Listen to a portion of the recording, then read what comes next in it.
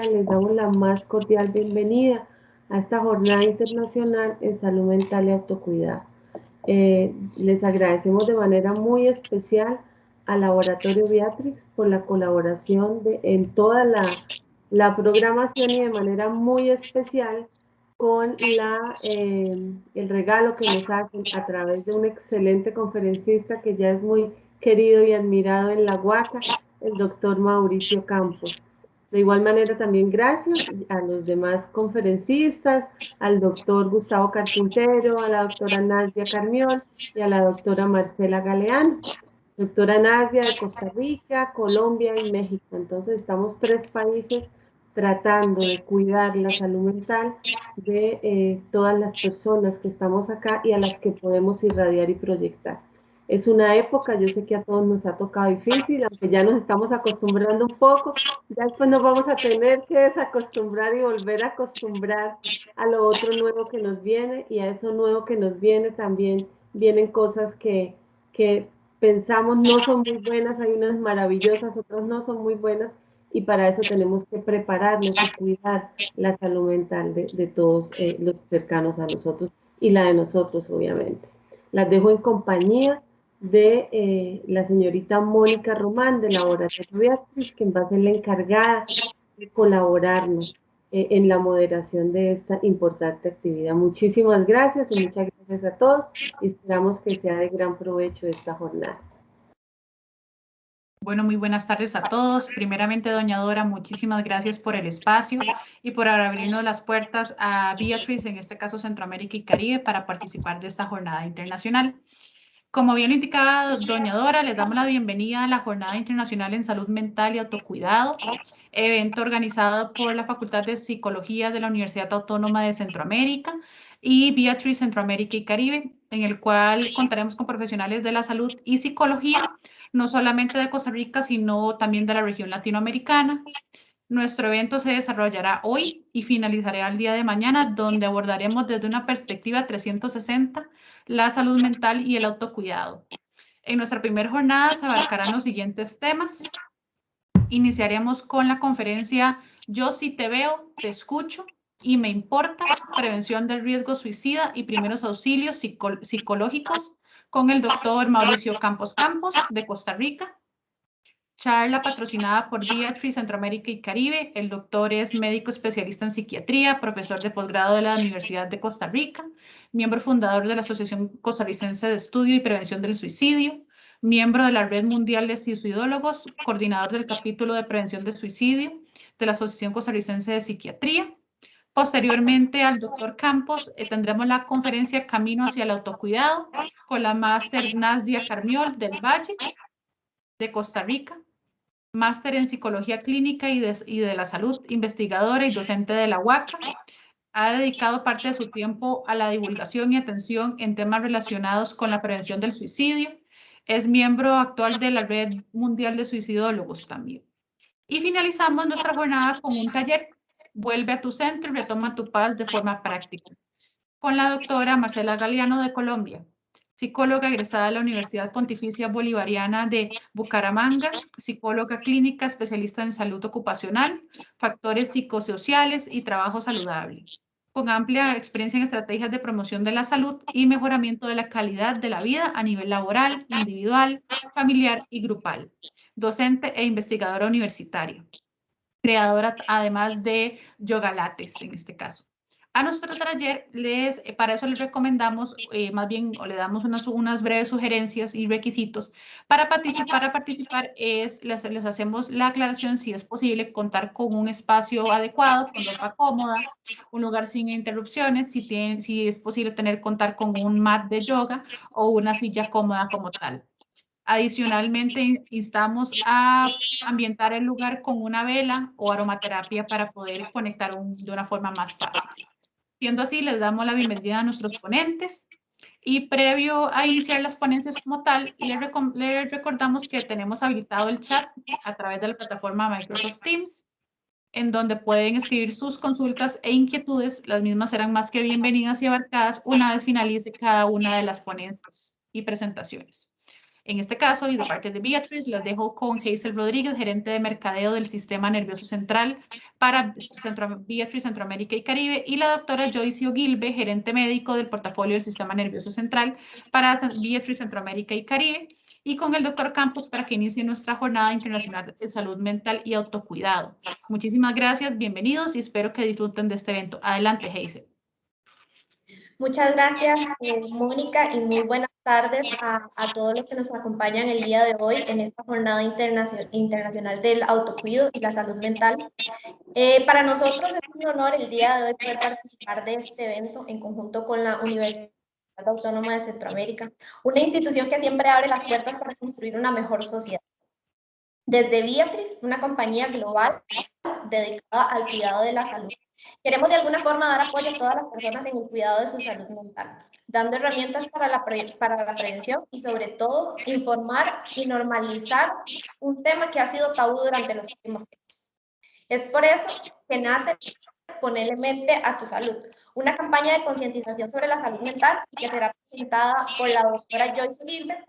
Sin embargo, antes de ceder el micrófono a la doctora Gil, no quiero dejar pasar el agradecimiento a doña Dora Celis y a doña Ana Lucía Rojas por la oportunidad y por supuesto a todo el equipo que ha estado detrás de la organización de este evento. De verdad, muchísimas gracias de parte de Beatrice Centroamérica y Caribe. Joyce, te cedo la palabra. Muchas gracias, Hazel. Definitivamente, como humanidad, va a ser muy difícil que olvidemos el 11 de marzo del 2020, cuando la enfermedad por COVID-19 se declaró pandemia. Desde entonces, hemos sufrido las consecuencias, no solamente en términos de la afectación de la salud física de aquellos que han enfermado, sino que también vivimos en duelo. Un duelo por las pérdidas de millones de vidas humanas, un duelo por el deterioro socioeconómico, por la desconexión social. Y día con día vemos claramente cómo todo esto ha impactado de manera directa la salud mental. De todo esto, nadie se ha salvado. 1 de cada 5 personas que han enfermado con COVID-19 ha enfrentado por primera vez en su vida recibir el diagnóstico de depresión, ansiedad o insomnio. Pero además, las personas que enferman con COVID-19, en comparación a aquellas que presentan alguna otra patología, tienen el doble de probabilidad de sufrir alguno de esos trastornos. 1 de cada 7 de nuestros niños y niñas en todo el mundo han tenido que vivir bajo condiciones de confinamiento durante 9 meses desde que inició la pandemia.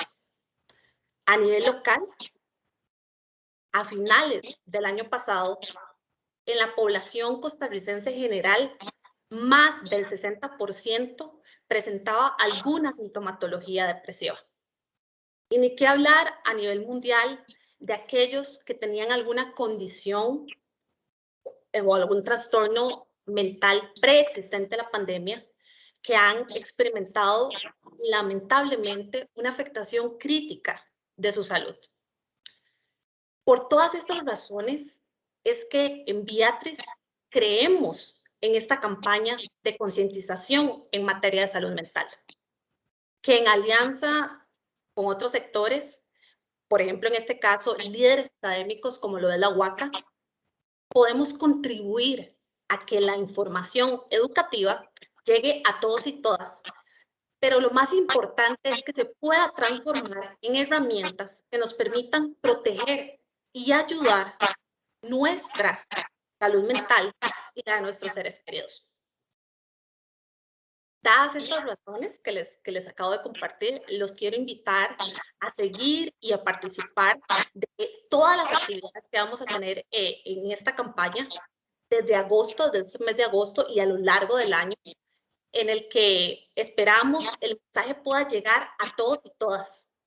Y por esa razón es muy importante que ustedes nos apoyen y trabajemos en conjunto difundiendo el mensaje a través de todas las redes sociales y utilizando el hashtag Ponele Mente a tu Salud, para que de esta manera ningún niño, ninguna niña, ningún adulto joven o adulto mayor se nos queda atrás.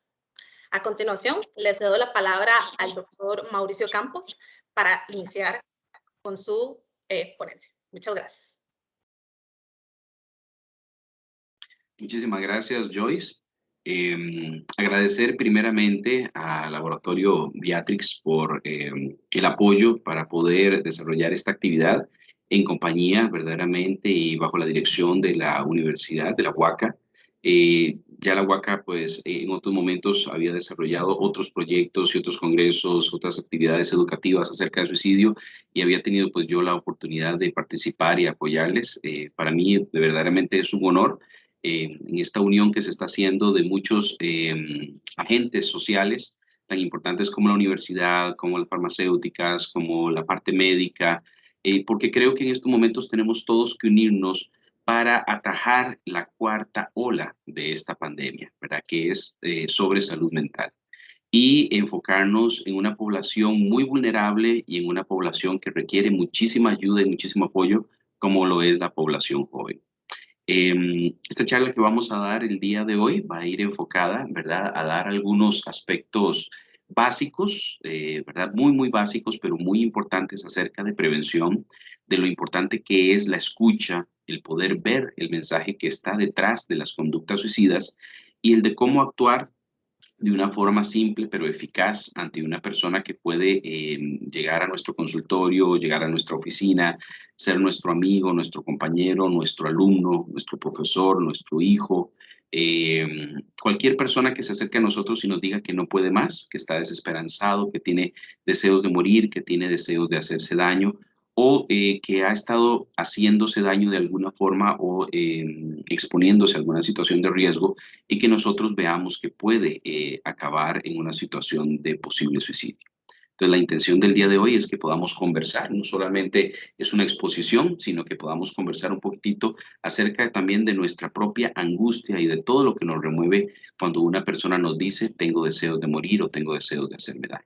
Entonces, pues bienvenidos y bienvenidas y esperemos que sea de mucho apoyo para ustedes. Quisiera que me ayudaran para ver si podemos compartir la charla. Vamos a ver. Regálenme un segundo nada más para... Yo le confirmo, doctor. Muy bien, dame un segundo.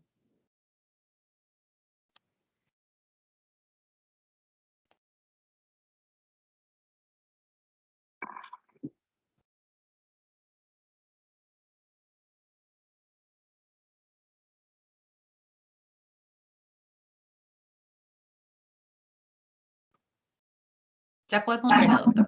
Muy bien, excelente. Agradecer, como les decía, a Laboratorios Viatrix también por esta maravillosa campaña en dirección a la vida, ponerle mente a tu salud, la cual está tratando de movilizarnos a todos hacia concientizarnos sobre la importancia de la salud mental en nuestra vida. Y bueno, el tema que quería tratar el día de hoy es este. Yo sí te veo, te escucho y me importas. Prevención de riesgo suicida en el contexto universitario. Y vamos a hablar algunos aspectos muy básicos de la atención psicológica en crisis o lo que puede pasarnos a cada uno de nosotros es de tener alguna persona con alguna situación en riesgo y qué podemos preguntar, qué podemos decir, cuáles son las recomendaciones para poder abordarlo de forma eficaz desde cualquiera de nuestros roles, ¿verdad? No estamos hablando solamente como médicos, psicólogos, profesionales en salud, sino lo que podemos hacer, ¿verdad? Esperemos que esto llegue a personal universitario, a profesores, a directores y obviamente a las principales personas que pueden detectar a veces mucho riesgo suicida, que es los mismos compañeros, ¿verdad? Porque en actividades o en charlas que hemos dado a veces en colegios, en universidades, sabemos y somos conscientes de que en muchas ocasiones la primera persona que se da cuenta de que una persona está mal es la persona que está sentado a su lado, en este caso un compañero o un amigo. ¿Okay? Entonces, hablemos del mensaje. Esta imagen que ven acá es una chica que se llama Sky. Me imagino que algunos de ustedes la han visto en una serie muy interesante que salió hace algunos años que se llama 13 razones por qué. Yo a veces tomo esta imagen y esta serie como ejemplo porque me llama mucho la atención que en este capítulo donde sale esta chica se da un diálogo muy interesante con uno de los protagonistas. Recordemos que 13 razones por qué es una serie pues que se ha tratado de analizar mucho, hay críticas a favor, hay críticas en contra, creo que es una serie que todos nosotros como profesionales en salud, los profesores, los padres de familia, deben verla y poder analizarla en un contexto porque sí puede ser muy enriquecedor. Esta chica Sky, ¿verdad? Trabaja en una cafetería. Y si ustedes ven, se viste de una forma muy peculiar, ¿verdad? Estas rayas que tiene ahí en los brazos simbolizan muy bien porque esta chica de una u otra forma tiende a hacerse heridas autolesivas. Y el protagonista en uno de los capítulos, el protagonista está muy dañado por la situación de una muerte por suicidio de una amiga muy cercana, ¿verdad? Que es parte de lo que hablamos de la serie, ¿verdad? De, digamos, la temática principal. Pero esta chica, ¿verdad? Que trabaja en esta cafetería, tiene este diálogo con este muchacho y él le pregunta, pero mira, vos estás pensando también en matarte como aquella amiga, como Hannah, ¿verdad? Y en este sentido, lo que le pregunta ella, ¿verdad? Es, pero vos no entiendes. Esto no es lo que yo hago para matarme, sino lo que yo hago para no matarme, ¿ok? Entonces, este diálogo que se dice, me acuerdo que cuando yo lo escuché, dije, esta serie está hecha por personas que son suicidólogos, que estudian el tema, porque no se trata de una forma superficial donde solamente hablamos de que la persona con heridas de vacilación trata de matarse, no, sino que en muchas ocasiones muchas de estas personas están manejando un dolor psicológico insoportable y lo demuestran o nos dan ese mensaje a través de esas heridas de vacilación. ¿Okay? Y nos habla de que para poder abordar estas personas, para poder atenderlas, para poder llegar a ellas, tenemos que atender el mensaje que como jóvenes nos están dando muchas personas a través de estas heridas de vacilación, de estas conductas de riesgo. Ahora, ¿por qué saco esta principalmente como tema? Hay que tener mucho cuidado en este sentido cuando abordamos la parte de prevención de suicidio, porque en muchas ocasiones podemos movilizarnos y por más capacitaciones que demos a nivel de prevención de suicidio, nada hacemos si capacitamos y capacitamos y no sensibilizamos a la gente acerca de la parte intrínseca, o sea, del verdadero mensaje que hay detrás de las conductas de riesgo y de la conducta suicida. Hace algunas semanas en Costa Rica se dieron varias noticias acerca de jóvenes que estaban, vamos a poner así, poniendo en redes sociales acerca de su atención en salud mental. A nivel universitario también se dieron, ¿verdad?, varias solicitudes de ayuda por estudiantes que comentaban que ya habían 5, 4 compañeros que se habían muerto en ciertas universidades por suicidio y que la mayoría de ellos estaban sintiendo sensaciones de mucha angustia, de mucho dolor, de mucha tristeza, de sentir que la situación académica se salía a veces en muchas ocasiones de sus capacidades, no porque no fueran chicos con gran capacidad, sino por todo lo que verdaderamente se asocia a todos estos aspectos que habló Joyce ahora al inicio de la pandemia, ¿ok? Porque no ha sido fácil para estos jóvenes empezar un año donde teníamos la intención desde el año pasado de que fueran a la universidad, de que conocieran a sus amigos nuevos, de que vieran a sus profesores, y de un momento a otro les salimos con la idea de que tienen que estar en casa, de que tienen que manejarse a través de la virtualidad, de que todos los trabajos tienen que hacerse virtual, y donde se pierde una gran necesidad del ser humano, que es esa parte de conexión y vinculación. Ahora, a mí me llamó mucho la atención hace algunas semanas, ¿verdad? Porque empezaron a darse en Facebook, pues, mucho manejo de información y muchas personas mandan mensajes y hablaba de esta generación como una generación de cristal. ¿Lo han escuchado ustedes? Que han hablado en muchas ocasiones que la gente a nivel universitario, los colegiales, los chicos de ahora, los jóvenes, son considerados como una generación de cristal y a mí me parece que es un término sumamente despectivo. ¿Por qué? ¿Será que estos chicos son una generación de cristal o será que verdaderamente están enfocados en hacernos un llamado de atención a que su salud mental verdaderamente está afectada y que no piensan callárselo más? Que verdaderamente nos están comunicando que algo no está bien con nuestra sociedad, con nuestro ambiente, con nuestros recursos, con nuestro contexto y que están sumamente afectados por eso. Entonces no es lo mismo tener una generación débil a tener una generación que verdaderamente nos está dando un mensaje específico de que no pueden más seguir así.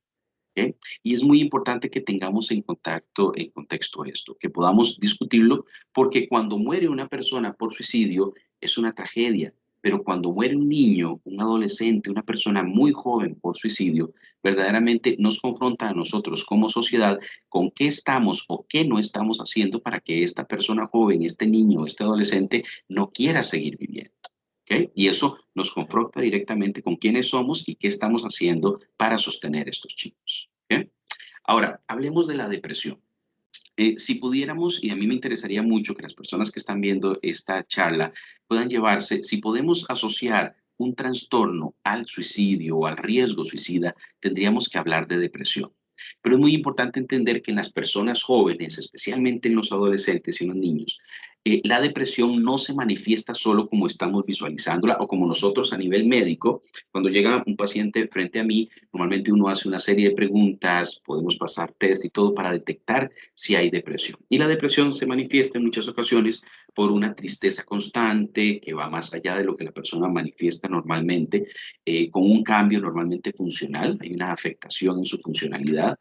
Normalmente también las personas nos indican que tienen llanto fácil, sensación de mucha tristeza durante el día, durante casi todo el día y casi todos los días, alteraciones a nivel de su sueño, alteraciones a nivel de su alimentación, a nivel de su libido, o sea, la parte sexual, sensaciones de culpa, sensaciones de que no están pudiendo hacer su trabajo que antes, lo que le gustaba ya no le está gustando como antes, como ir al cine, hacer deporte, salir con personas, todas esas cosas empiezan a disminuir con respecto a la energía que tenía esta persona para hacer estos aspectos antes.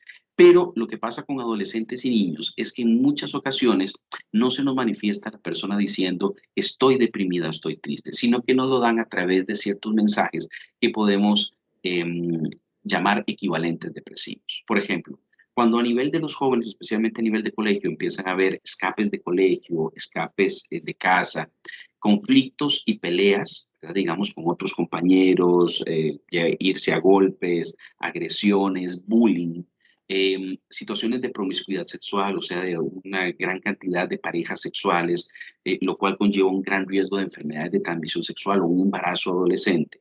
El uso de drogas, alcohol, accidentes frecuentes, cuando se empiezan a llevar situaciones como robos, delincuencia, violencia, todos estos aspectos pueden ser parte de una depresión que está intrínseca en ese chico, en este adolescente, y que no estamos detectando, sino que lo manejamos como mal comportamiento, trastornos de conducta, o en muchas ocasiones como rasgos de personalidad inadecuados, ¿verdad? O rasgos de personalidad que se están definiendo ya, y no los vemos como síntomas depresivos que están emergiendo a través de la conducta.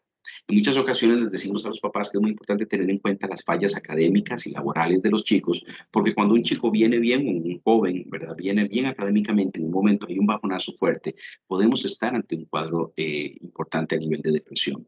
Los trastornos alimenticios, que cada vez estamos viendo más, anorexia, bulimia, tendencia a los atracones, es muy importante. El descuido de la propia salud, podemos ver en muchas ocasiones muchos jóvenes que van dejando de lado su salud y en estos momentos a nivel de pandemia, lo que es la obesidad que también se está disparando, la situación de ausencia de ejercicio. Vemos muchos chicos que están muy involucrados a veces con la parte académica, pero metidos en su casa casi sin salir, sin tener vinculación con otros, sin tener vinculación con la parte de arte o con vinculación con la parte de naturaleza.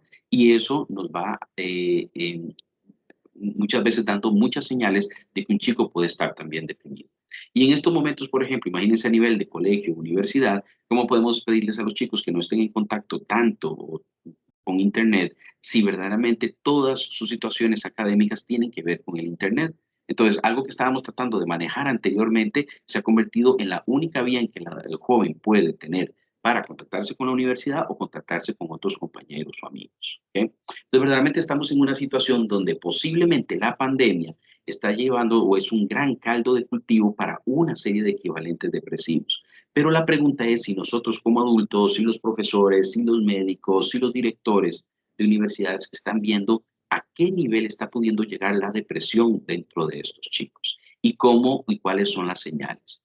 En esta serie muy interesante, como les decía, de 13 razones por qué, me llama mucho la atención de que los papás de estos chicos no están sabiendo, se dan cuenta de la situación de la muerte por suicidio de una de las compañeras de los amigos, ¿ok? Pero de una u otra forma no se dan cuenta de cuántos de estos chicos tienen toda esta serie de conductas, de equivalentes depresivos, que nos hablan que los demás amigos de Hannah Baker, que es esta chica que se suicida en 13 razones por qué, están tan o más afectados que ella.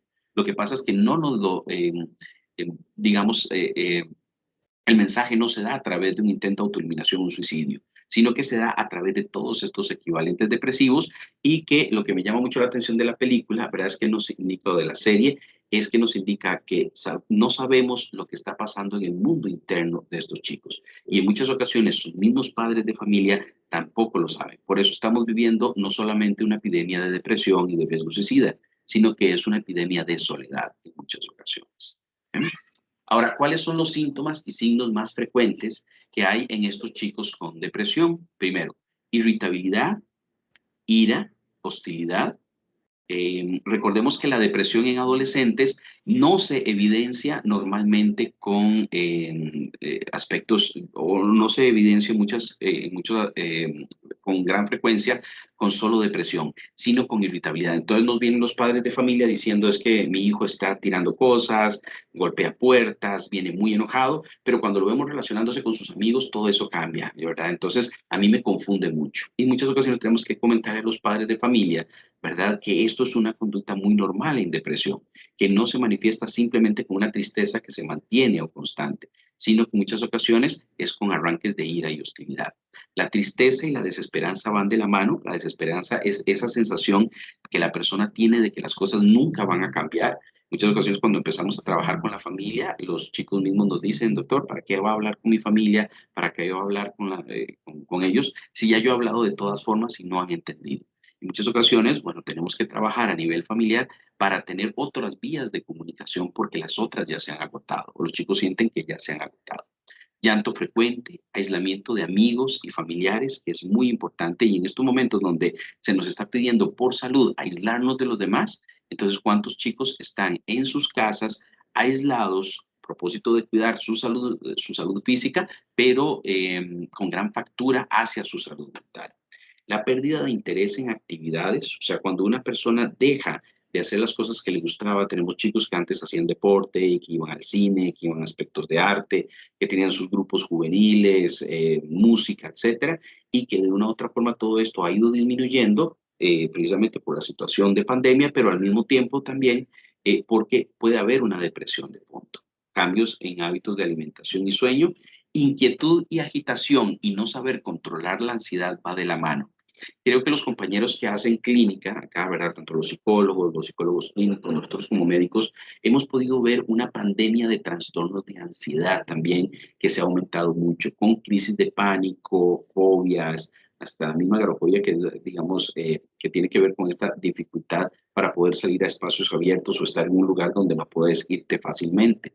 Entonces, todos estos aspectos de ansiedad nos están hablando de una gran afectación de la salud mental de las personas. Y en muchas ocasiones también hay sentimientos de inutilidad, de culpa, y la culpa también puede llevar a muchas personas, además del enojo, del malestar y la depresión, a tener sensaciones muy fuertes de deseos de morir y deseos de hacerse daño. Entonces es muy importante tener en cuenta todos estos síntomas y en muchas ocasiones poder preguntarlos, ¿verdad? Es muy interesante cuando las universidades o los centros educativos escuchan, y no son empresas o son instituciones sordas, ¿verdad?, sino que logran escuchar todos estos síntomas que los adolescentes o los jóvenes nos están indicando. Entonces creo que es muy importante entender todas estas circunstancias que han pasado en semanas anteriores en Costa Rica, no como una sintomatología de que los jóvenes son débiles, sino como una sintomatología o un mensaje de que ellos están pidiendo un SOS, pidiendo ayuda, y algo no estamos pudiendo escuchar. Ahora, ¿cuál sería la solución que proponemos?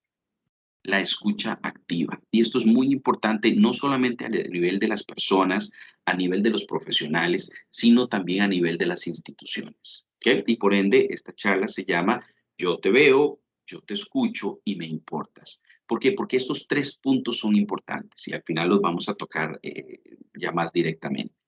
La parte de la escucha implica que cuando el joven llega a nuestra consulta, llega a la oficina de un director, llega a la oficina o donde están amigos o otros compañeros o líderes o quienes fueran, verdaderamente en muchas ocasiones se encuentran con una pared. O sea, hablan de lo que están sintiendo o nos lo están demostrando a través de diferentes conductas y se encuentran con una pared sorda, ¿okay? Con una pared que tal vez está tan ocupada, tan afectada, en tanto burnout, que no puede lograr captar el mensaje y el SOS que se está dando, y muchísimo menos vamos a poder ir y planear una serie de aspectos que puedan ayudarle a este joven. ¿Okay? Entonces, la escucha activa a nivel de personas y de instituciones es sumamente importante. Mi pregunta hacia ustedes es, como universidad, como profesionales, como empresa, es su empresa escucha lo que las personas están diciendo, tanto con sus conductas, con sus comentarios. En muchas ocasiones tenemos instituciones que son sordas a lo que está pasando y ni siquiera preguntan, ¿verdad? Porque en muchas ocasiones un muy buen hábito es preguntar, bueno, ¿cómo están? ¿Cómo se sienten? ¿Cómo se sienten con respecto a nuestra actividad? ¿Cómo se sienten con respecto a lo que estamos haciendo? ¿A cómo estamos combatiendo la pandemia o nos estamos tratando de adaptar? ¿Okay? Y decir, ah, no, ustedes nos están diciendo, entonces eso es que son débiles, ustedes están llamando la atención, entonces esos que son débiles es precisamente lo que como sociedad en muchas ocasiones me parece que hemos hecho con los jóvenes y que de una u otra forma ellos nos están diciendo no estamos dispuestos a esperar más y exigimos una buena atención en también nuestra salud mental. Y eso no es ser débiles. ¿Okay? Entonces, si estamos escuchando activamente, podemos empezar verdaderamente a ayudar. Ahora, ¿qué pasa? Y esto quiere ser como muy funcional y muy específico para las personas pues, que están escuchando esta charla. ¿Qué podemos hacer cuando una persona se nos acerca, está frente a nosotros o nos damos cuenta que puede estar expuesta a alguna situación de riesgo, o cuando una persona ya nos confía que se está autolesionando, que está haciendo heridas en piernas, en brazos, que lastimosamente son muy comunes, ¿verdad? ¿Y qué podemos hacer? Entonces, es muy importante para todos nosotros como profesionales, y esto lo puede hacer un profesor, un amigo, un compañero universitario. Primero, tratar de acercarnos a la persona, al joven, de manera calmada. No nos va a funcionar si nos aceleramos, si nos angustiamos. Obviamente cualquiera de nosotros puede sentir angustia, tristeza, hasta malestar o enojo cuando una persona se nos acerca con una situación de estas. Pero es importante que aprendamos a ver hasta nuestros propios mitos acerca de por qué una persona hace este tipo de conductas para poder tratar de ayudar. ¿Okay? Esto es sumamente importante. Porque si la persona normalmente está dándonos un mensaje, es importante no mostrar un rechazo acerca de lo que está pasando, ¿okay? Sino que pueda verdaderamente tener esa escucha activa y que la persona sienta que estamos escuchando. No es tan importante todo lo que nosotros podamos decir, sino más bien lo que podamos escuchar. Recibir cualquier tipo de información es importante tomarla en serio, ¿verdad? Es importante tomar a esa persona el dolor que esa persona nos está manifestando, tenerlo en cuenta, tener en cuenta que son las circunstancias que ha llevado a la persona a ese momento. Y entender que en muchas ocasiones las autolesiones, como estábamos hablando del caso de Sky, que esta chica que vimos la imagen, comprender que las autolesiones en muchas ocasiones son la forma en que una persona maneja o lidia con el dolor y los sentimientos intensos que experimenta.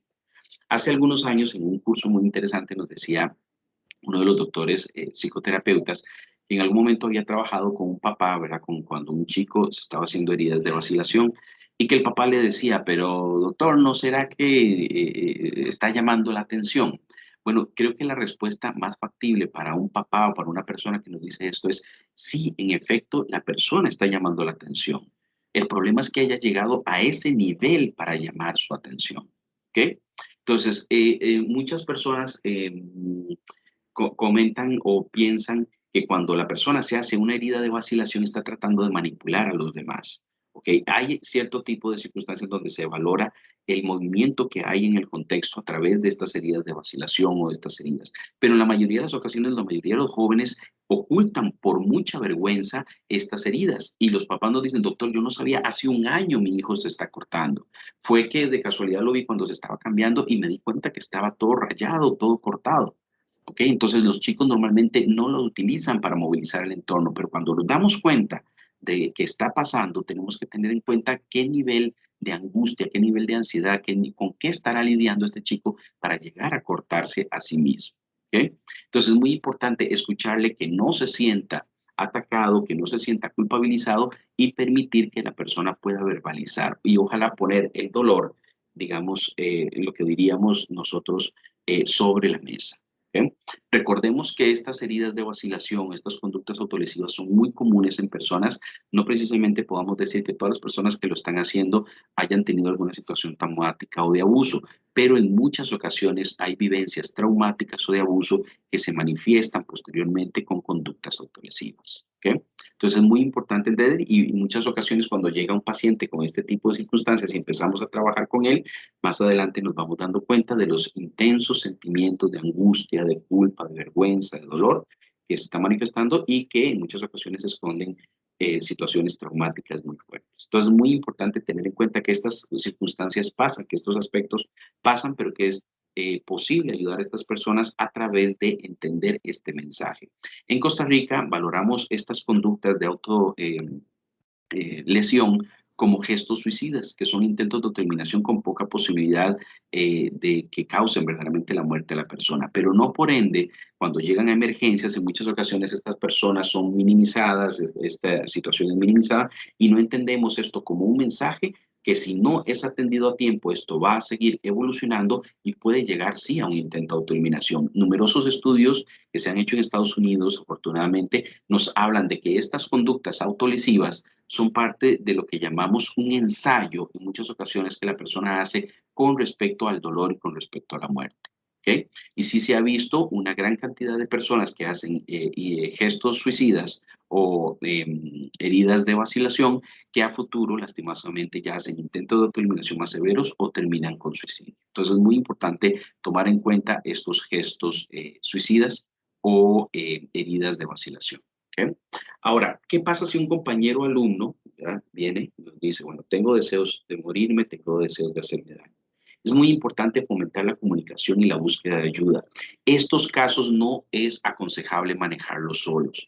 En muchas ocasiones, cuando trabajamos con adolescentes o cuando trabajamos con jóvenes o personas en general a nivel de los trabajos, lo primero que les decimos es no se dejen el paciente con riesgo suicida ustedes solos. Pensémoslo así, hasta nosotros como profesionales sabemos que el paciente con riesgo suicida es como un carbón ardiendo, no lo puede manejar una sola persona, sino que tenemos que trabajarlo entre la familia, entre el psicólogo, entre el psiquiatra, entre el enfermero, o sea, entre varias personas que estamos como una red de apoyo. Entonces, en muchas ocasiones trabajamos con las personas digamos, que están alrededor de la persona con riesgo suicida para que puedan también comunicar la situación y ayudarle a esta persona a buscar ayuda, que no se lo guarden como un secreto, porque en muchas ocasiones, lastimosamente, lo que pasa es que si la persona se hace daño o si hay ya un suicidio, quedan muchas personas afectadas, que es lo que llamamos sobrevivientes de suicidio. La persona sobreviviente de suicidio es aquella persona que queda muy afectada por el duelo, por la muerte de suicidio de una persona cercana, de una persona querida, ¿verdad? Un amigo, una novia, un hermano, un compañero. ¿Okay? Es importante entender, y esto es uno de los principales mitos que tenemos que eliminar de nosotros mismos y de nuestra jerga, que las personas que se van a matar o que hacen un intento de autoeliminación es porque quieren matarse. En verdad, las personas que hacen un intento de autoeliminación no desean en verdad morir, sino que lo que desean es dejarse de sentir tan mal. Y en muchas ocasiones hay esta desesperanza, esta desesperación también, que la persona nos habla de un dolor psicológico insoportable. ¿Okay? Pasa en muchas ocasiones como cuando a nivel médico viene un paciente con un dolor físico muy fuerte, por ejemplo un cólico renal o alguna otra situación, ¿verdad?, de dolor muy intenso, y lo que hace el médico es calmar con anestesia hasta que podamos operar a la persona y podamos arreglar. Ahora, lo que pasa con una persona con un riesgo suicida o que viene en una crisis suicida es que en muchas ocasiones no podemos calmar ese dolor psicológico insoportable. Y en muchas ocasiones es necesario o un abordaje de un internamiento en la casa, como familia, o en muchas ocasiones un internamiento en un hospital hasta bajar la crisis suicida para que eso nos dé tiempo de abordar el caso. ¿Okay? Es muy importante que una persona con algún riesgo suicida nunca debe ser retado, nunca se le debe decir, mira, pero es que tu vida es muy bonita, pero es que mira, vos tenés todo, si hubiera pasado lo que yo, ya te hubieras muerto antes. Este tipo de mensajes no va a funcionar en la persona y más bien lo va a hacer sentir más culpable y no se siente escuchada, sino juzgada. ¿Ok? Y es muy importante tener en cuenta que cuando encontremos una persona con esta situación, nuestra motivación es hacia el estudiantado, hacia el profesor, hacia los directores, hacia nosotros mismos como médicos, de acompañar a la persona hasta que el peligro haya pasado. O sea, hasta que ya no se esté sometiendo a esta situación de riesgo o hasta que haya bajado la ideación suicida, pero en muchas ocasiones esto depende de un proceso de apoyo. Entonces, no dejar sola a la persona. ¿Ok? Ahora, ¿qué pasa si nos encontramos verdaderamente con una persona en una situación de riesgo suicida? Importante. Hablar lo menos posible, ¿verdad? En ese sentido, a menos de que usted esté muy entrenado y sepa cómo abordar un caso de riesgo suicida, ser un profesional, digamos, ya entrenado en esta área. Y en muchas ocasiones, aún nosotros como profesionales, mantenemos una escucha activa. ¿Ok? ¿Qué significa esto? Que no es tan importante lo que decimos, aunque en muchas ocasiones trabajamos en la contención de la persona, pero lo más importante es que la persona pueda hablarnos de cómo se siente y encuentre un oído, encuentre a alguien que lo ve, alguien que lo escucha. ¿Ok? Que podamos vincularnos con esa persona que sufre es muy importante, pero no lo hagamos a través del ejemplo. No hablemos de nosotros, de nuestras experiencias personales, de lo que nos ha servido a nosotros, porque es posible que eso mismo no le sirva a la persona. Recordemos que cuando la persona está con una depresión, hay algo que se llama visión en túnel. Y yo les digo a mis pacientes que estar con una depresión es como estar con unos anteojos oscuros donde la persona todo lo ve oscuro. Aunque el día esté muy bonito, muy soleado, estemos en la playa, dependiendo de los anteojos oscuros, todo se ve oscuro. ¿Ok? Así pasa con la persona con depresión. Entonces, no nos desesperemos tampoco nosotros de que le damos un consejo, de que le decimos esto o lo otro a la persona y la persona lo ve de una forma diferente. Así es la depresión. ¿Ok? Tenemos que entender que la depresión es una enfermedad también que tiene que ver con el equilibrio a nivel cerebral. ¿Ok? Y que eso hace que la persona no pueda ver las cosas tal vez como una persona no deprimida las ve. ¿Ok? Es importante hacer sentir a la persona que nos importa. Por eso los 3 pasos que hemos hablado de la charla es te veo, te escucho y me importas. ¿Ok? Me importa lo que te está pasando, no lo estoy minimizando, no te estoy guardando el secreto porque no es simplemente como si no estuviera pasando, sino que esto que me estás diciendo me importa en verdad y voy a acompañarte a buscar ayuda. ¿Ok? Esto es muy importante. Si no se siente seguro en lo que está haciendo, pida ayuda. ¿A quiénes de nosotros nos da angustia el tratar a un paciente con riesgo suicida? A mí me sigue dando angustia. A cualquiera de los compañeros psicólogos que están acá también con nosotros les podría decir que cuando entendemos o atendemos un paciente que nos dice quiero matarme, no puedo seguir más, tengo muchas ideas de hacerme daño, nos da angustia, ¿ok? De una u otra forma. Pero es una angustia que tenemos que aprender a manejar y que de una u otra forma la intención es poder trabajar en conjunto. Por eso, la recomendación que le damos a las personas cuando detecten un paciente con un riesgo suicida es que traten de buscar un profesional idóneo para apoyarle y ojalá que ese profesional pueda trabajar en equipo, ¿ok? ¿Por qué? Porque es una responsabilidad muy grande en muchas ocasiones para un solo profesional. Ahora, ¿qué pasa a nivel de las universidades?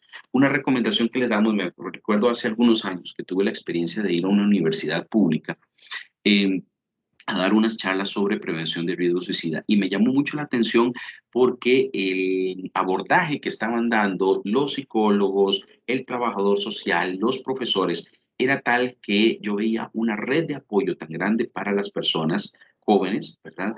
Que en muchas ocasiones yo sentí que ellos podían estar actuando tan bien como una clínica de atención. ¿Okay? Ese trabajo en equipo hacía que muchos de los jóvenes pudieran ingresar con una situación de riesgo, ser abordadas, ser atendidas a nivel de familia, que se tomara en cuenta también su situación institucional, su situación a nivel de educación, pero que verdaderamente al joven se le diera un acompañamiento que lo sacara adelante. Y por eso también estaban interesados en capacitarse más. Y fue muy interesante ver lo que se puede hacer a nivel de una universidad que escucha, una universidad donde verdaderamente el estudiante le importa mucho esta universidad y que se capacita para poder trabajar este tipo de circunstancias. Recordemos que nuestra función, y yo lo pienso así a nivel universitario, no es que el chico salga con un título, sino que es que el chico salga con un título muy bien capacitado y con una buena salud mental, porque de nada nos vale que nuestro adolescente o nuestro joven, cuando salga a los 25, 26, 27 años, salga de nuestra universidad con un gran título, pero totalmente estresado, con una salud mental muy precaria, ¿verdad? Y no sabiendo autocuidarse, ¿ok? Y esto es en muchas ocasiones lo que nos está queriendo decir los jóvenes, me parece, con todos estos mensajes que nos han estado mandando. Ahora, remitir al profesional idóneo es muy importante. Creo que las instituciones tienen que hacer alianzas con el Seguro Social, con diferentes aspectos, digamos, de atención a nivel clínicas, sociales, para poder ayudarse y para poder seguir trabajando en lo que es prevención y en la detección y el abordaje eficaz de casos en riesgo. ¿Okay? Entonces, eso nos obliga a reinventarnos y nos obliga siempre a estar trabajando en conjunto para poder detectar mejor estos casos en riesgo y poder hacer en conjunto todos nosotros una red que verdaderamente sea un gran apoyo para estos jóvenes y para estos adolescentes. ¿Okay? Por último, quisiera hablar de en qué consiste este abordaje interdisciplinario. Cada vez estamos entendiendo que el fenómeno del suicidio tiene que verse desde diferentes perspectivas. El fenómeno del suicidio habla de diferentes aspectos que lo provocan. Hay aspectos sociales, hay aspectos económicos, hay aspectos filosóficos que influyen en la parte del suicidio, hay aspectos médicos, hay aspectos psicológicos. Si algo hemos ido aprendiendo con toda esta situación de la pandemia es que hay muchas circunstancias que estaban relacionadas con nuestra salud mental que tal vez en muchas ocasiones nosotros mismos no estábamos viendo. Ahora podemos pedirle o decirle a las personas, ¿era importante la salud mental? Sí, claro que era importante, porque hemos visto cómo cuidando nuestra salud física, teniendo que meternos en casa, disminuir nuestra vinculación con las personas queridas, cómo se afectó nuestro trabajo, cómo se afectó nuestra economía y cómo todo esto influyó en el deterioro de nuestra salud mental. Creo que todos nos hemos visto tocados de una u otra forma a nivel de nuestra salud mental en todo este proceso ya casi de 2 años de pandemia. ¿Okay? Entonces, es muy importante entender que el problema es multicausal y que la solución también tiene que ser multidisciplinaria. ¿En qué sentido? El apoyo psicológico en una persona con un riesgo suicida es muy importante. Si yo pudiera hacer una separación, diría que la prevención, todo lo que ustedes hagan para detectar los casos de depresión a tiempo y que no lleguen a riesgo suicida es muy importante. Pero cuando se detecta un caso, tenemos que valorar si ese caso es abordable a futuro, o sea, si es un caso que podemos referir al psicólogo, al médico y que podemos tener una buena evolución o si estamos ante una situación de un riesgo suicida inminente. Cuando estamos ante un riesgo suicida inminente, tenemos que pedir ayuda de forma inmediata, buscar apoyo familiar y en muchas ocasiones hasta trasladar a la persona a nivel hospitalario para bajar la crisis suicida.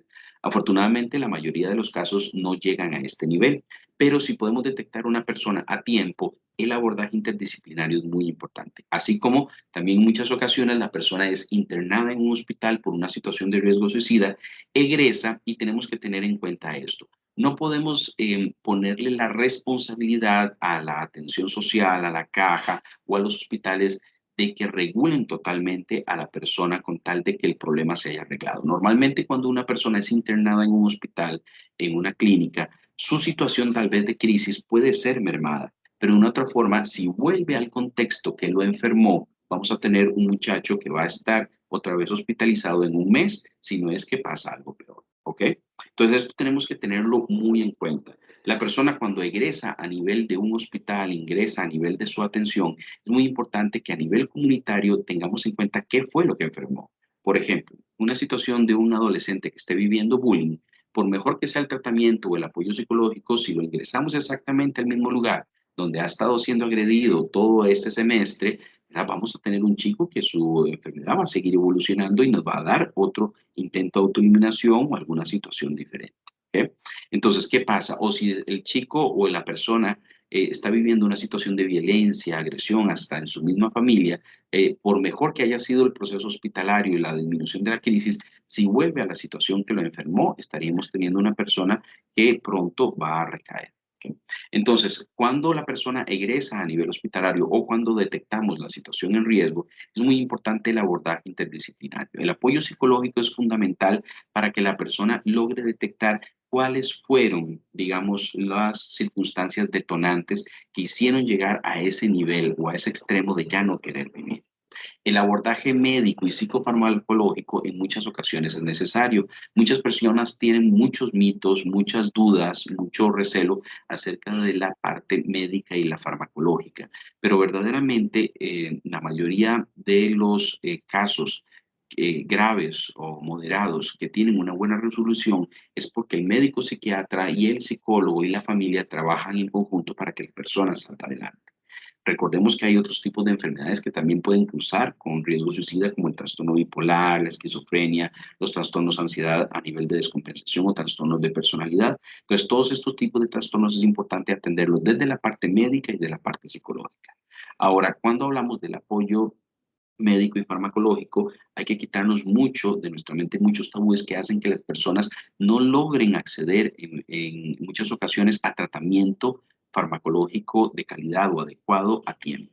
Y que en muchas ocasiones nos encontremos con una persona que viene arrastrando una depresión crónica desde hace 5 o 10 años que no ha sido tratada nunca por el miedo que en muchas ocasiones hasta los mismos familiares tienen de que al paciente se le dé el tratamiento. Los tratamientos farmacológicos, la medicación antidepresiva no es adictiva, se da por el tiempo que es necesario en muchas ocasiones, por un año de tiempo, después se va suspendiendo si la persona ya no amerita la medicación. Entonces es muy importante contar con el control médico y en conjunto con una buena psicoterapia para trabajar los aspectos subyacentes a la situación depresiva o hacia el riesgo suicida. En este sentido, los mejores resultados que siempre hemos tenido, ¿verdad?, a nivel de consultorio y en el trabajo que hacemos con los psicólogos es cuando contamos con el apoyo familiar. Cuando verdaderamente hay un cambio en la familia, yo siempre digo que la familia es como un sistema, ¿verdad? Y que es como un relojito suizo que cuando le damos vueltas hay un montón de tuerquitas interactuando. Que cuando una tuerquita se traba, traba las demás, pero cuando una se mueve, empieza a mover las demás. Y esto es muy importante porque el apoyo familiar, cuando hay una familia que tal vez no escuchaba anteriormente, pero que ahora sí escucha, podemos empezar a ver una movilización en el paciente. Y recordemos que nuestro objetivo va a ser atender la crisis, ojalá prevenirla, si es posible, ¿verdad? Y si ustedes lo pueden hacer a través de las universidades, de las capacitaciones, de la atención a tiempo. Pero cuando se da la crisis es atenderla eficazmente, superarla y que el paciente vuelva a la funcionalidad, que ese chico pueda seguir estudiando, que ese universitario saque su carrera, que continúe, que llegue a ser un gran aporte a la sociedad y que, vamos a ponerlo en estas palabras, que su vida no corra riesgo, que no lleguemos a esta situación tan difícil como lo es un suicidio consumado que afecta a toda la familia y afecta a todas las personas con las que esa persona tuvo también o ha tenido contacto. Y la clave con todo esto, para ir cerrando, es escuchar el problema de fondo. Recordemos que nunca es fácil. En muchas ocasiones podemos decir, esta persona tiene esto o esto. Nunca es así de fácil. Normalmente es solo a través de una escucha importante que se da a través del proceso psicoterapéutico donde llegamos a encontrar el problema subyacente que está relacionado en muchas ocasiones con la parte vincular. ¿Okay? Ahora, ya para terminar, y poder pues dar un espacio para que nos podamos comunicar o podamos conversar. Estas son las 3 claves de la prevención que hoy quisimos dar, ¿verdad? Los principales aspectos en un abordaje preventivo y en crisis es te escucho y te veo, veo el problema, veo el mensaje que me estás dando, me importa y vamos los dos hacia la acción, hacia un plan estructurado para ayudarte. Entonces, mi recomendación para universidades, para los directores, para los profesores que nos están viendo, para los demás estudiantes, para nosotros como profesionales en salud mental, es que sigamos viendo y escuchando el mensaje, que verdaderamente hagamos que esa persona que está ahí frente a nosotros sienta que nos importa y que en conjunto con esa persona, porque no podemos hacer nada solo, sino que es parte de la decisión de esa persona dejarse ayudar, entonces encontremos un plan y que lo desarrollemos para que esa persona esté mejor. Juntos podemos hacerlo y quiero darles esta última recomendación, ¿verdad?, a los jóvenes que nos están viendo. Joven Salud es una plataforma muy interesante a nivel virtual para jóvenes entre 10 y 24 años. Pueden registrarse en www.jovensalud.org jovensalud.net, ¿verdad? De Team Smart International. Ahí hay varios profesionales atentos a cualquier duda, a cualquier situación. Hacen talleres muy interesantes, actividades virtuales, donde las personas entre estas edades, entre 10 y 24 años, pueden buscar apoyo y tener respuestas muy rápidas de profesionales capacitados en todo este ámbito. Y por último, pues agradeciendo mucho al Colegio de Psicólogos, que verdaderamente ha luchado mucho por la parte de prevención de suicidio a través de las líneas de atención psicológica, que han apoyado grandemente en toda esta pandemia, estos teléfonos, ¿verdad? La línea Aquí Estoy del Colegio de Psicólogos, y donde personas con algún tipo de riesgo suicida o aspectos que requieren un apoyo psicológico inmediato pueden encontrar una respuesta a través de estas líneas telefónicas. Entonces, de mi parte, más que todo, agradecerles, como les decía, a Beatriz y a la Universidad Arahuaca por el apoyo y poder conversar acerca de una temática tan importante.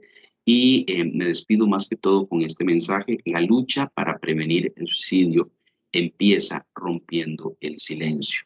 Precisamente es lo que hemos hecho hoy a través de esta charla y esta actividad, que podamos romper el silencio acerca de los miedos que nos da el pedir ayuda, de los miedos que nos da el hacer autocuidado, y empezar a hablar sobre salud mental, porque verdaderamente no hay salud efectiva sin salud mental. Muchísimas gracias por su atención. Muchísimas gracias al doctor Campos por su excelente presentación. En este caso, abro el micrófono para que por favor puedan plantear sus consultas, comentarios, pueden levantar la mano o directamente hablar. Doña Dora, creo que no sé si usted tiene algún comentario para acotar. Adelante.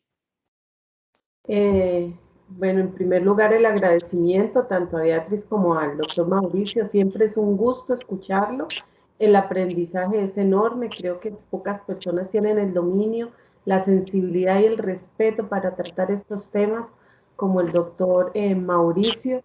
Nos alegra muchísimo que nos pueda acompañar, y efectivamente hay mucho temor a hablar, empezando que este flagelo lo podemos ir venciendo o ir enfrentándolo justamente perdiendo el miedo a hablar. Hay muchos paradigmas, como nombraba el doctor, equivocados, que nos hacen tenerle miedo a hablar de ese tema. Y como dije, y valga la redundancia, el miedo se pierde hablándolo, porque desafortunadamente hoy día es la salida para muchas personas, ¿verdad? La salida. Toda esa prensa amarillista también incita mucho a que la persona hoy día lo vea de manera equivocada como una salida, y al irrespeto de las otras personas. Me llamó mucho la atención que dice, es que está llamando la atención. Mucha gente minimiza, incluso muchos profesionales minimizan.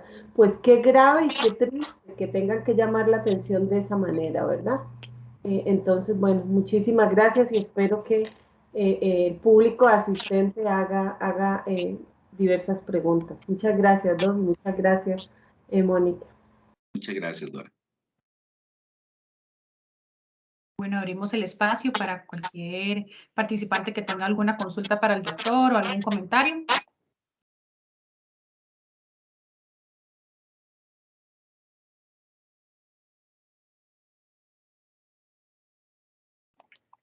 Adelante, por favor.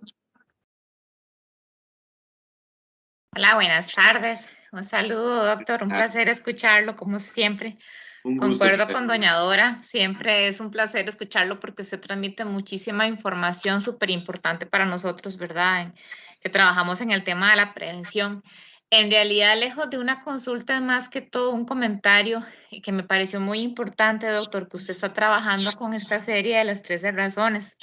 ¿Esto por qué motivo? Porque en muchas ocasiones en los espacios que hemos tenido de contacto con la gente en la comunidad, ¿verdad? U otras instituciones, uno ha sentido que las personas vienen como a ponerle una X muy grande a la serie por el tema que trabaja. pero yo creo que lejos de ponerle la X, creo que es muy importante generar esos espacios donde se pueda ver, analizar, que los mismos papás puedan observar un poco cómo en muchas ocasiones los adolescentes tienen ese tipo de riesgos que la serie ilustra, ¿verdad? Y súper importante lo que usted hablaba de cómo muchas veces se manejan el dolor, ¿verdad? Con la imagen que se ilustró. Entonces, más que todo era como ese comentario de que en muchas ocasiones existen estos recursos y que a veces les seguimos poniendo mucha resistencia, y no vemos quizá lo positivo que pueda ser, para que a nivel lúdico, ¿verdad? O quizás, digamos, didáctico, se puedan tener estos espacios, como usted lo acaba de ilustrar, para poder realmente sensibilizar y hacer ese llamado a la prevención que tanto nos urge, porque en realidad esto que usted ilustró en la fotografía es la realidad de muchos jóvenes de hoy día, ¿verdad? Y de muchos de nuestros salones de clase, de colegios, ¿verdad? Inclusive a veces tristemente de escuelas. Era ese mi comentario. Muchas gracias. Muchas gracias, Catalina, de veras por tu comentario, porque creo que es muy, muy acertado. Y sí, verdaderamente, mira, esta serie es interesante. Yo pienso que hay que verla como toda serie con crítica, pues analizarla bien, pero sí es bastante funcional para analizarla desde el punto de vista, digamos, a nivel de aprendizaje, por ejemplo, para padres de familia, para personas que trabajamos con adolescentes y con jóvenes.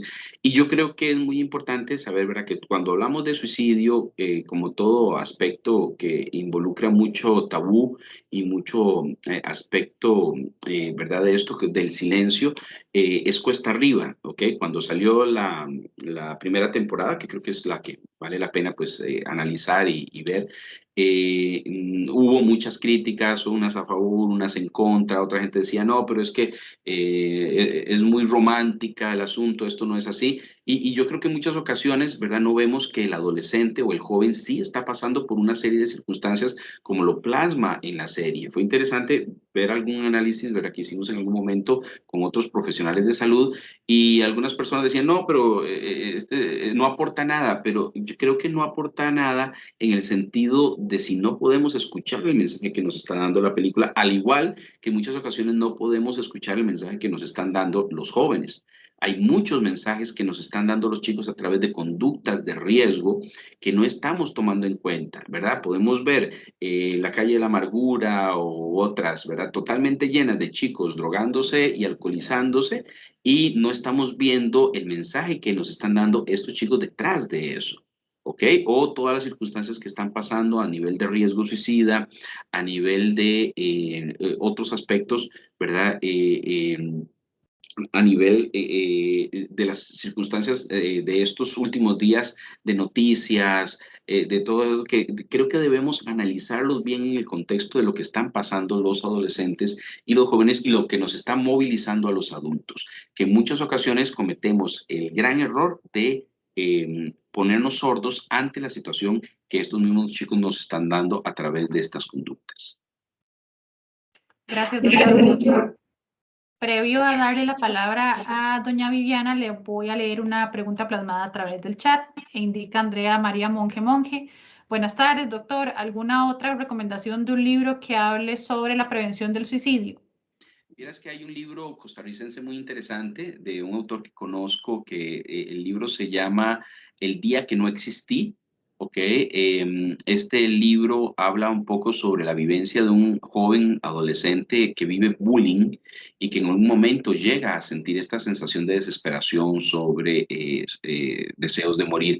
Creo que nos habla mucho de cómo una persona puede, ¿verdad?, a través de todas las circunstancias que está viviendo, poder llegar a este nivel o a esta sensación de hastío, de desesperanza. Entonces es un libro que recomiendo, que puede ser interesante valorarlo desde la perspectiva de lo que está viviendo una persona. Y obviamente 13 razones por qué tiene su libro también, ¿verdad?, que también es posible analizar y leer, ¿verdad?, de forma interesante para todas las personas como que nos interesa la suicidología y aprender más de esto. Pero es muy interesante porque son libros, bueno, obviamente que hay muchos libros de capacitación acerca de suicidio, pero desde la parte intrínseca del paciente, de lo que está viviendo, recomendaría este también, ¿verdad?, que se llama El día que no existí.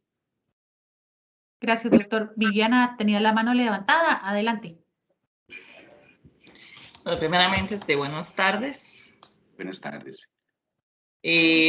Bueno, agradecerle al doctor. En realidad no tengo conocimiento de muchos de ustedes, estoy como en esto, pero me encantó el tema porque yo soy muy dada a escuchar sobre estos temas, porque siempre hay tantos detalles que a uno se les escapan. Y me llamó demasiado la atención ahorita el ver estos equivalentes que decía el doctor, estos equivalentes depresivos. Cómo, como decía ahorita, estas conductas, estas acciones de estos adolescentes, todo esto que realizan están o pueden estar más bien detrás de una depresión. Y uno, como son adolescentes, como apenas están creciendo, apenas están intentando socializar, no lo vemos por ese lado. Y si digo, o sea, yo soy madre de adolescentes y nunca me hubiera pasado del todo por la mente que estuviese así, digamos, cómo se podría asociar, no es porque lo escucho el doctor, cómo lo asocia y de verdad, cómo se puede relacionar con este estado de ánimo, ¿verdad? Y con respecto a esta película, 13 razones por qué, también me hubiera quedado súper corta en asociarlo con esta situación de depresión, porque bueno, cuando yo hice el análisis, lo vengo a hacer por cómo, digamos, ciertos aspectos que se ven en los adolescentes relacionados con los cursos que estábamos llevando en ese momento en la universidad, pero muy lejos de verlo desde esta otra perspectiva. Eso me hace que en el análisis, con respecto a lo que la profesora nos había explicado, lo que teníamos que hacer, pues venimos y desarrollamos un análisis con cada uno de estos puntos, pero nunca, o sea, no se me hubiera ocurrido también asociarlo cuando vemos los estados de depresión o todo lo que tiene con esta manera, estos sentidos de trastornos. Entonces, muchísimas gracias. Qué interesante, ¿verdad?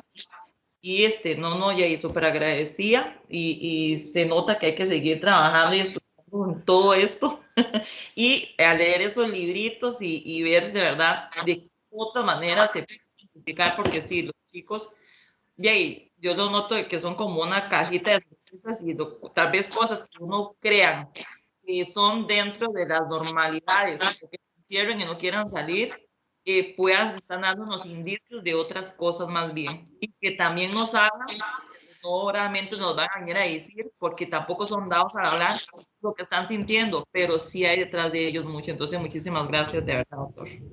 Con mucho gusto, Viviana, muchas gracias por su comentario. Creo que es muy importante desde la perspectiva que lo ve Viviana, ¿verdad? Porque se ve que ha estudiado, digamos, la temática, pero que también es mamá, ¿verdad? Entonces, desde las dos perspectivas, pues nunca terminamos de estudiar, ni como médicos, psicólogos, ¿verdad? Ni como papás, jamás, ¿verdad?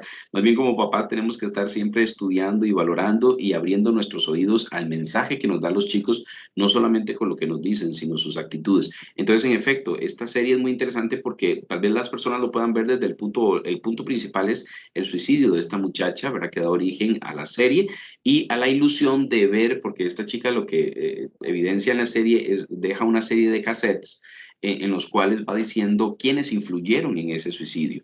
Pero vamos viendo que estas personas que influyeron en ese suicidio, esos amigos que la rodeaban, están tan o más afectados que ella, nada más que no llegan al suicidio, pero llegan a diferentes conductas que son estos equivalentes depresivos que los estoy comentando y que nos habla de que estos chicos estaban tan mal como ella, ¿verdad? Nada más que ella llega a suicidarse y es en el momento donde hace un boom a nivel de la institución.